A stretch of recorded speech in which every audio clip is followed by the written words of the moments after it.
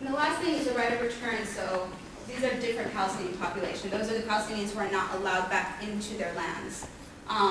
Palestinian, refugees constitute about 4.7 million Palestinian refugees.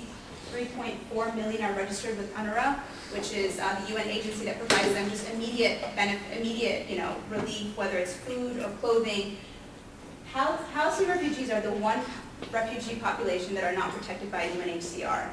I forget what that stands for, but UNHCR is a UN body that basically takes care of refugees. They are not protected. It's a very complicated and complex reason why they're not protected. But you have millions and millions of Palestinians that are not protected by UNHCR, and they cannot gain the benefits. They're stateless people. They cannot gain the benefits of being part of UNHCR. They cannot be resettled in different countries.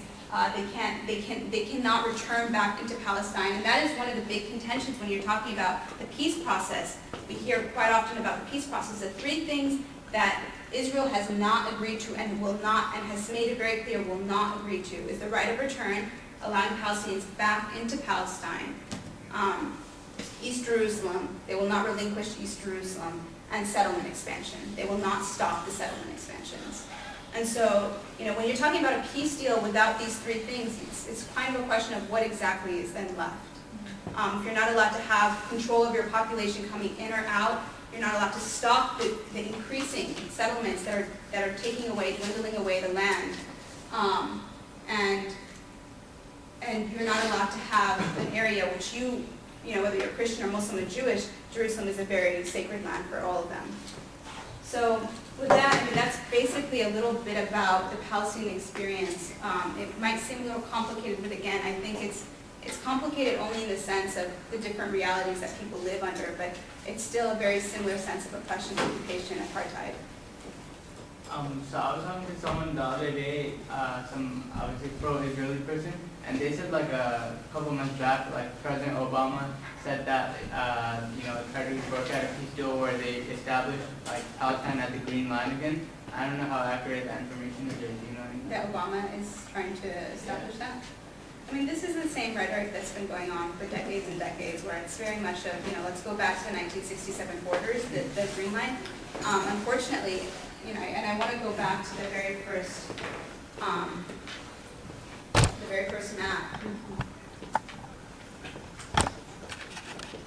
Unfortunately, the Green Line, which is this here, is going to be nearly impossible to establish without dismantling the settlements. And that is one thing that Israel is not willing to do. They're not even willing to stop settlement expansion, much less dismantle the settlements. And so right now, this is what the region looks like. And the green is basically kind of the area that is where Palestinians under Palestinian control or occupation or whatnot. And the problem is that, you can't, in order to do a peace deal, the U.S. has to be, it's a lot more of the rhetoric without the actual push and the drive. And, again, we provide $3 billion in military aid alone. And Israel is a first world nation, as opposed to a lot of the other nations that we provide financial aid to. Israel is a first world nation, has the fourth largest military. If the U.S. was very, very sincere in actually pushing forward a peace deal, all they have to do is cut the checks, stop the checks, stop the money, which has yet to happen.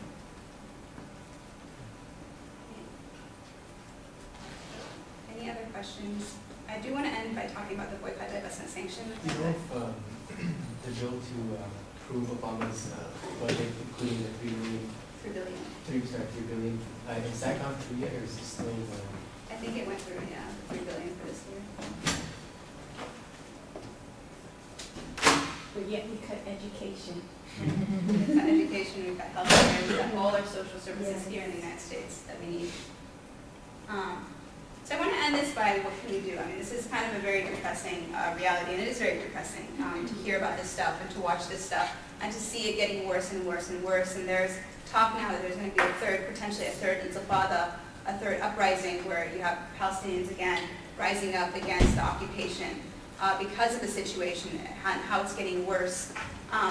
And really, the only solution that I can think of as U.S. citizens, obviously we need to educate ourselves, but we need to also start acting. And I think after the Gaza offensive last year, where we had 1,400 Palestinians who were basically massacred. After that, it was really a watershed moment for a lot of people who are very strong activists and strong proponents of the Palestinian cause, because as much as we want to, we're talking about discourse and dialogue and this and that, people are getting killed, unfortunately, and the policies are getting worse, and the settlements are expanding, and people are being evicted out of their houses. And so there has been a tremendous push for this thing called the Boycott, Divestment, and Sanction Movement, the BDS. And BDS basically, it's inspired by South African, the solution to the South African apartheid, which was divestment, telling companies or pulling funds out of companies that invest in war crimes, that invest in human rights violations, that invest in apartheid. And really that's what it was in South Africa that ended the apartheid. You had all the universities divest from the companies. These are American companies that invest in apartheid. You had governments sanction South Africa. You had various institutions just divesting and boycotting anything related to South Africa. And this similar movement is starting to take shape here in the United States for Israel. It's been taking place in Europe, where you have a lot of individuals boycotting, divesting, and sanctioning. You even have governments doing that. Norway, for example, divested from a transportation company that helped support the Israeli occupation. And so, for example, I'm sure you have heard about what's happening in Berkeley, or maybe you haven't.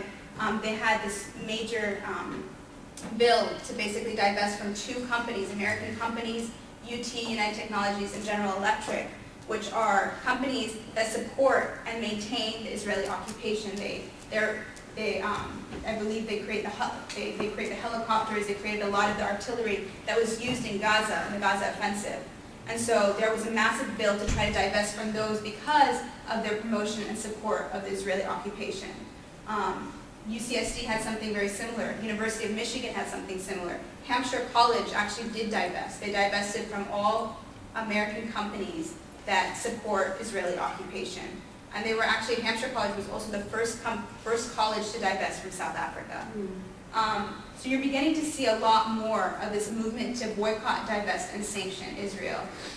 Boycott, whether it's a lot of times, one of the things that is being asked, people are being asked to boycott, for example, like the Israeli dance troupe. When they came, they performed at UCLA. Sorry, it's okay.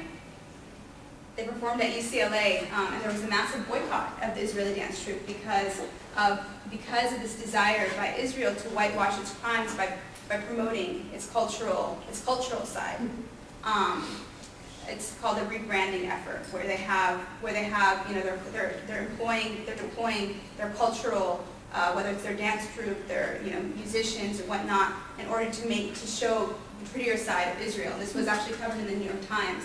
And so a lot of this stuff is beginning to take shape, this boycott, divestment, and sanctions. And I actually think that universities are probably the strongest areas where divestment and boycott and sanctions can take place, because it's such a small environment. You have control, you have the ability to control the way that these colleges function as students. And so really I think the movement to support Palestinian rights is really going to come out of universities and colleges in the US and in Europe. So we can talk more about what BDS, and questions and whatnot, but I didn't want to end with that. So if anybody has any questions. Is there somewhere we can find a list that has those companies? Yeah, there is the Methodist Church. They created a list of all the companies that were invested in the occupation, the Israeli occupation. So you can just look it up.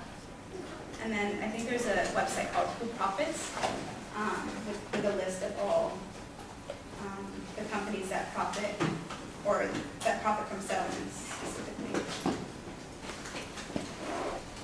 Just asking in specifics, like for this campus to move toward the BDF movement, like what's the first step do you think we would need to take? I think first you need to figure out where your money is invested in as a campus. Figure out, how does the university invest in companies? Does it have pension funds? Who makes those decisions?